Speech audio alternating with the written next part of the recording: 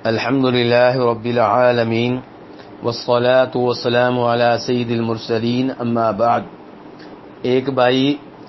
دوران اذان اپنی انگلیاں اپنے کانوں میں رکھنے کے بارے میں سوال کرتے ہیں، تو گزارش یہ ہے کہ اپنی انگلیاں اذان دیتے ہوئے کانوں میں رکھنا بہت اچھی بات ہے، کیونکہ یہ جناب بلال رضی اللہ تعالی عنہ کا عمل ہے جو کہ نبی علیہ الصلوۃ والسلام کے مؤذن ہیں۔ امام احمد اور ترمذی وغیرہ روایت کرتے ہیں کہ وہ جب اذان دیا کرتے تھے تو اپنی انگلیاں اپنے کانوں میں رکھتے تھے، اور علماء کرام نے اس کی حکمت یہ بیان کی ہے کہ اس سے آواز بلند ہو جاتی ہے، اور اذان بلند آواز سے ہی دینی چاہیے۔ اور اگر کوئی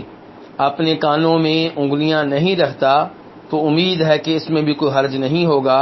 جیسا کہ امام بخاری رحمہ اللہ نے اپنی صحیح میں اس جانب اشارہ کیا ہے کہ عبداللہ بن عمر رضی اللہ تعالی عنہما دوران اذان اپنے کانوں میں انگلیاں نہیں رکھتے تھے،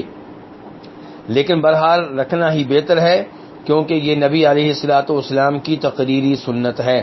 واللہ تعالی اعلم۔